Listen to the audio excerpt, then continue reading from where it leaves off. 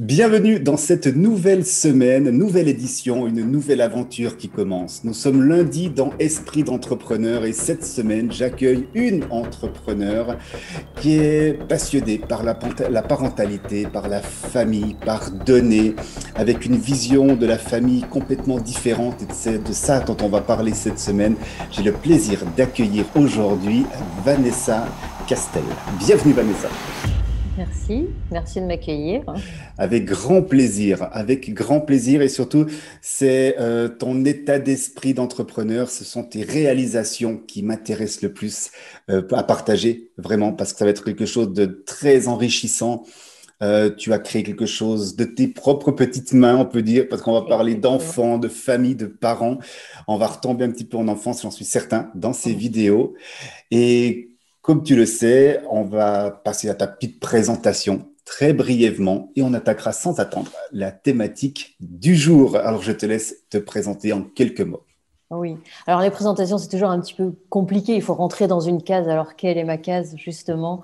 Eh bien, moi, je suis coach facilitatrice et je suis surtout la fondatrice de Miel Citron, qui est donc un réseau pour faciliter une parentalité respectueuse. Donc voilà, l'idée c'était vraiment de mettre en lien les mamans essentiellement, hein, puisqu'on ne naît pas parent, on le devient. Et il n'y a pas d'école des parents. Donc comment on peut transmettre son expérience? Voilà, j'ai voulu créer un réseau comme ça. C'est génial, Pour que... c'est de par ton expérience de maman, Oui, l'idée, la base, c'était toi. exactement. C'est parti comme ça. Ben, faut savoir que donc, moi j'ai accouché il y a déjà presque 14 ans de mon Non, premier enfant. Et oui, ça tu as passe. plus, tu as plus que 16 ans. Et du coup, j'étais maman solo. Donc, j'ai Ok, accouché seule et pendant 3 ans, j'ai élevé seule ma fille. Donc, c'était pas facile, hein, mais bon, de toute façon, c'est jamais facile, hein. Je pense que même quand on est en couple, c'est pas forcément facile, hein. Et j'avais cette envie pas forcément de reproduire l'éducation que j'avais pu recevoir. Je suis pas en train de juger l'éducation que j'ai reçue, c'était très bien, mais ma maman était infirmière et je crois presque à mes 3 mois, j'ai donc été à la crèche avec des biberons, tout ça. Enfin voilà. Et moi, j'avais ce côté maman poule et écolo et je sais pas, j'avais envie d'allaiter, j'avais envie de porter. Je m'étais intéressée vraiment aux écharpes de portage et tout. En fait, ma vision, c'était de me dire, en Afrique, parce que c'est ce qu'on ouais, connaît souvent, ouais. les femmes ont les bébés dans le dos ou tu vois, accrochés Mhm. avec une écharpe, hein, et les bébés pleurent pas. Ok, Enfin, ils passent leur journée presque comme ça. Enfin, et j'étais intriguée en fait par tout ce qui pouvait se faire dans les autres pays. Et j'étais pas trop sur la parentalité comme on l'entend au sens occidental où on te dit justement la maman, elle retourne travailler, elle fait garder son bébé. Alors ouais. c'est pas du tout un jugement, hein, pour les femmes qui font ça, Mhm. mais moi c'est pas du tout ce qui m'attirait. Et Ok, du coup voilà, en étant maman solo, je me suis dit comment je peux en plus concilier tout ça.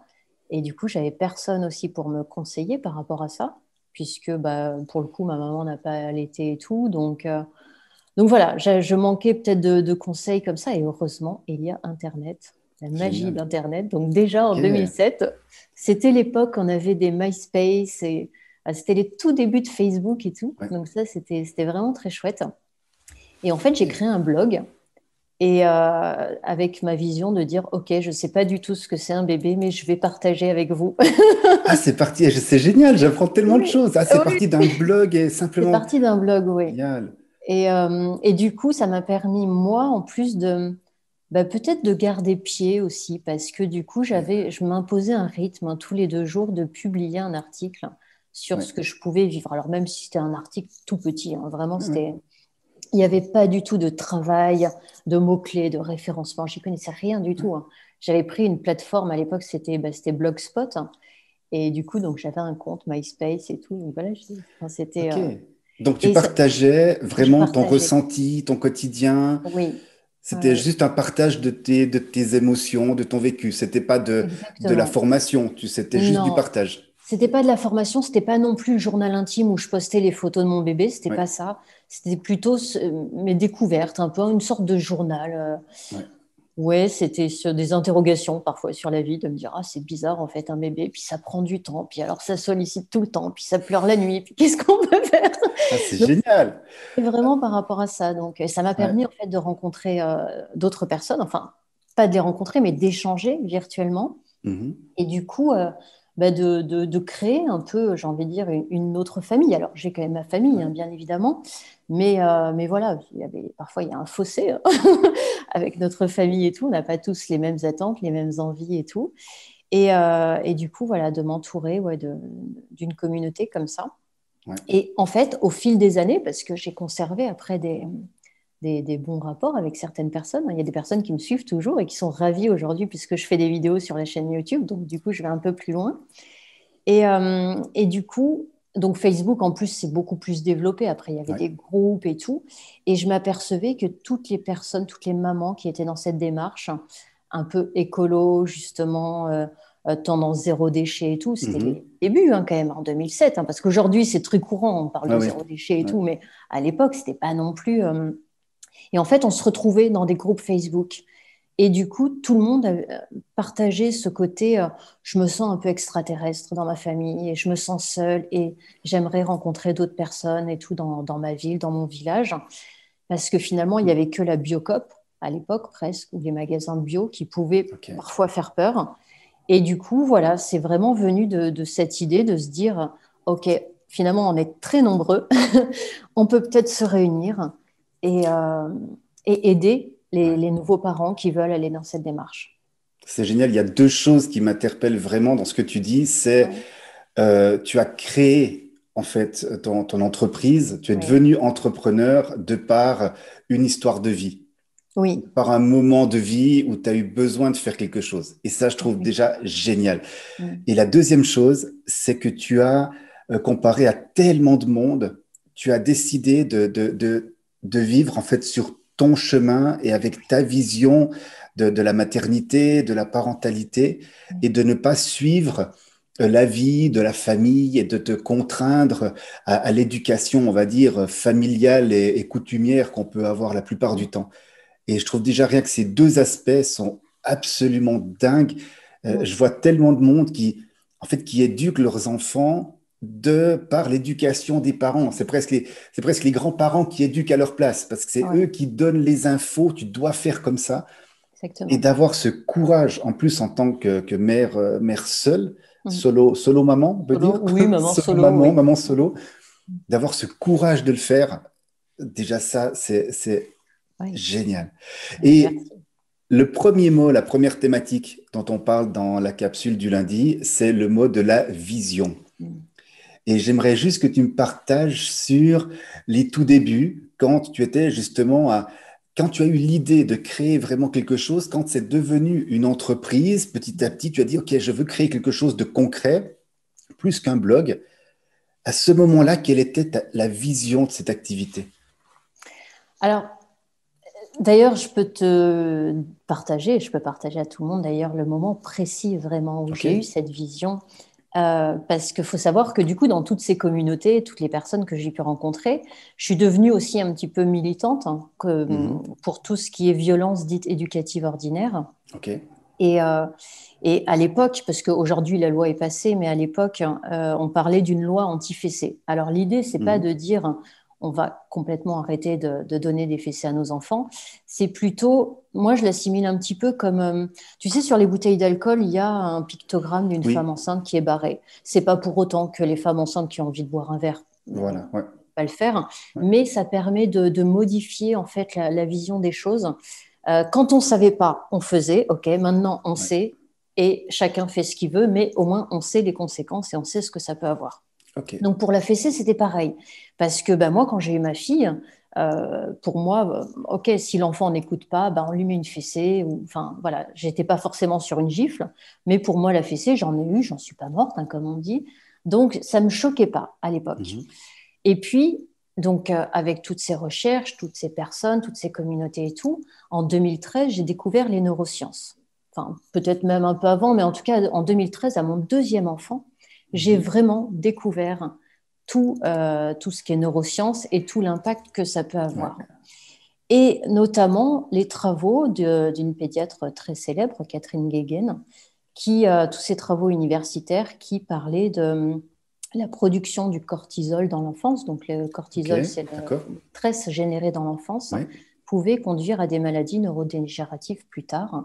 Et il faut d'accord. savoir que mon papa est atteint de sclérose en plaques. Donc D'accord. forcément, moi, ça me touchait. Mhm. Parce que du coup, même quand j'ai eu mon premier enfant, il y a un médecin qui m'a dit, bon ben voilà, ça peut se reproduire, vous avez moins de 30 ans, vous avez un enfant, vous pouvez l'année prochaine déclarer la maladie. Donc bon, quand on t'annonce un truc comme C'est ça pas te cool. fait déjà un petit peu peur.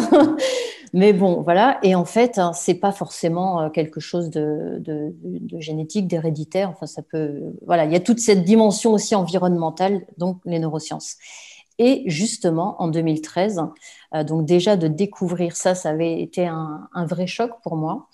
Et il y avait un reportage à la télé, je crois, qui parlait peut-être de ce fameux projet de loi pour interdire la fessée, parce que Mhm. forcément, ça a fait grand bruit aussi à l'époque. Pendant des années, tout le monde se disait, mais c'est pas à la loi d'interdire, enfin de dire aux parents ce qu'ils ont à faire et Ouais, tout. On ouais. est quand même maître chacun de ses enfants dans sa maison et tout. Donc voilà.